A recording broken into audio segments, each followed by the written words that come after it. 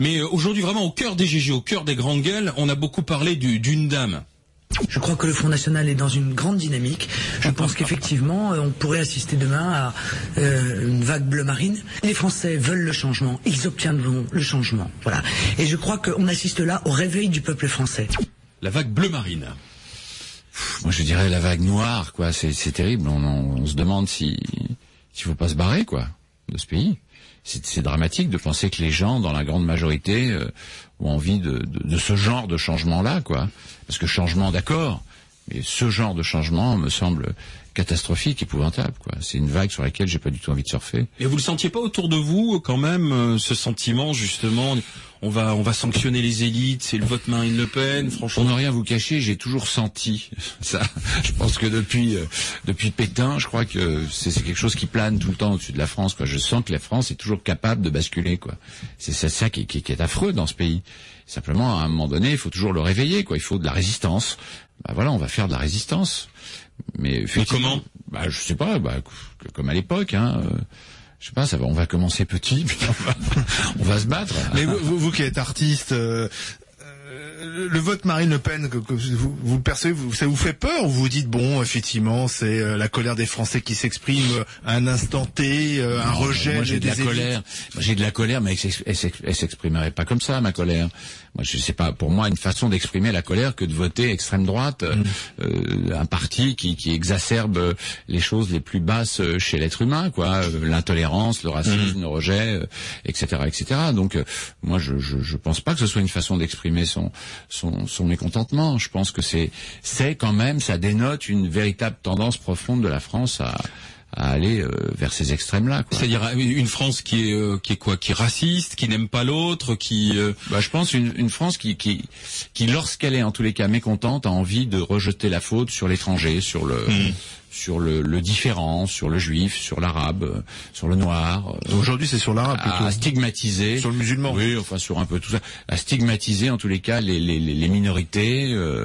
Et je pense que voilà. À cause de qui, à votre avis? Est-ce que c'est la crise économique, c'est la peur du lendemain, ou c'est le discours ambiant tenu par la majorité actuelle, le président de la République, parce qu'il parle de l'islam, du danger d'immigration, avec les événements politiques que l'on connaît de l'autre côté de la Méditerranée? Je crois que ça y est aussi pour beaucoup. Enfin, je veux dire les événements politiques. Les soulèvements qui se passent en ce moment dans les pays Libye, Tunisie, dans les pays arabes, je crois que ça exacerbe aussi cette peur-là, mais je crois que c'est surtout la forte impression que les gens auraient un peu mieux s'il n'y avait pas d'étrangers, quoi. Voilà.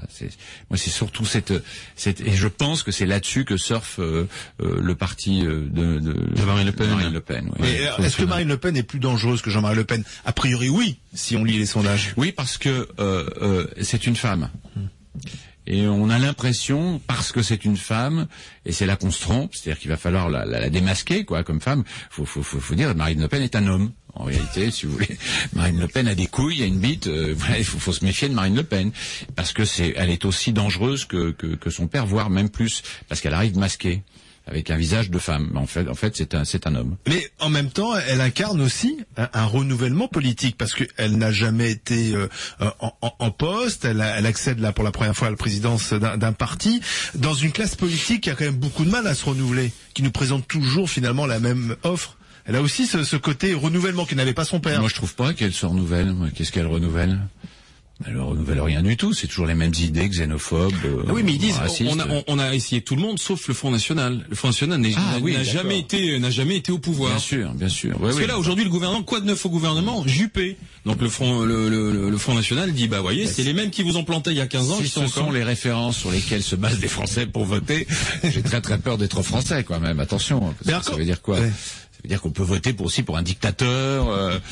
Hitler arriverait aujourd'hui, hop, on dirait ça c'est nouveau, on l'a pas eu, on va recommencer. Tiens, ce serait sympa. Mais on voit que c'est quand même fragile dans les deux sens, puisque qui autour de cette table aurait prédit que les régimes autoritaires des pays arabes tomberaient comme ça les uns après les autres, même si ça pouvait être un rêve pour certains, ça peut aussi rebasculer dans l'autre sens. C'est-à-dire qu'on a l'impression que la démocratie, on est assuré d'être dans la démocratie à jamais, alors que ça peut rebasculer. Ça prouve bien, effectivement, vous avez raison, la fragilité de la démocratie.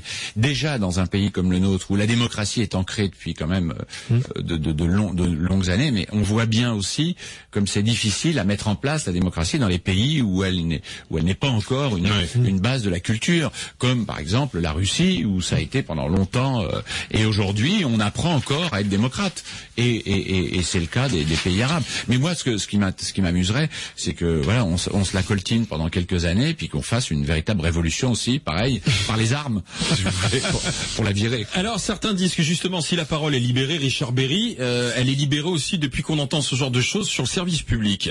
Dès l'instant qu'on est contrôlé 17 fois dans la journée, ça modifie le caractère. Si ça t'arrivait... Pourquoi on est contrôlé 17 fois? Mais laisse-moi finir. Parce que la plupart des trafiquants sont noirs et arabes. Donc c'est comme ça, c'est un fait. Attends.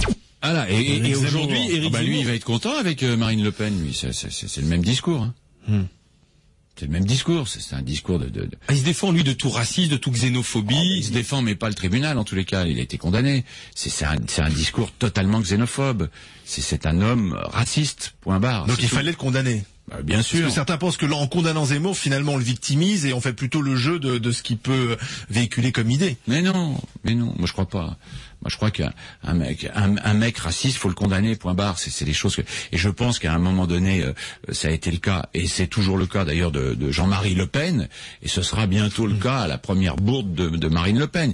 Il faut le condamner, il faut être vigilant, il faut être au garde-à-vue là-dessus, il faut rien laisser passer. Zemmour est un raciste, c'est tout, quoi. Et il stigmatise encore des minorités, comme le fait Marine Le Pen. Richard Berry, vous allez vous dans l'émission de Ruquier, c'est ce que je voulais vous dire. Certains disent aujourd'hui, il faut le virer du voilà, moi je veux plus y aller.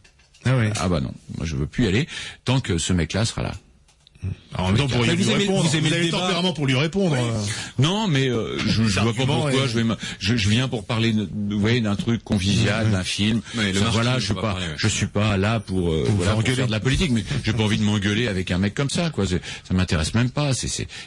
Mais vous rejoignez les élus qui aujourd'hui disent c'est quand même le service public.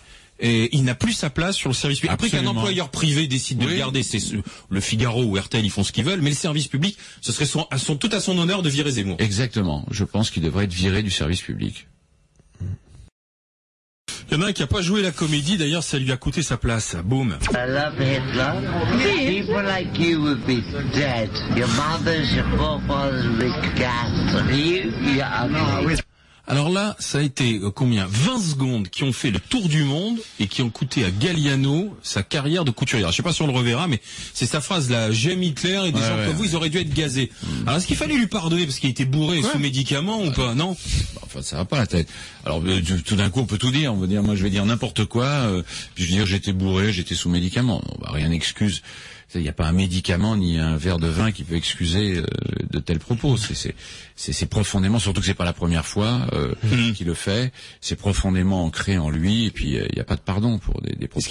Je me souviens qu'on avait entendu le témoignage de mannequins disant mais Galliano les excès en coulisses, il nous a habitués. Là, ce qu'il y a, c'est que ça a été filmé, ça a été montré. Donc il y avait peut-être une hypocrisie aussi dans le monde de la mode avec Galliano, quoi. C'est-à-dire tant que ça ne se savait pas de manière publique. Tout le monde fermait les yeux, quoi. Ouais, mais c'est dommage que ça ne se savait pas. Ceux qui ont eu affaire à ça auraient dû le dire, le faire savoir, protester. Ça s'appelle de la collaboration. Enfin, oui, si vous voulez. Oui ou non, on interdit le Front National? Oui. Oui ou non? Ce serait une connerie, mais il faudrait. Non.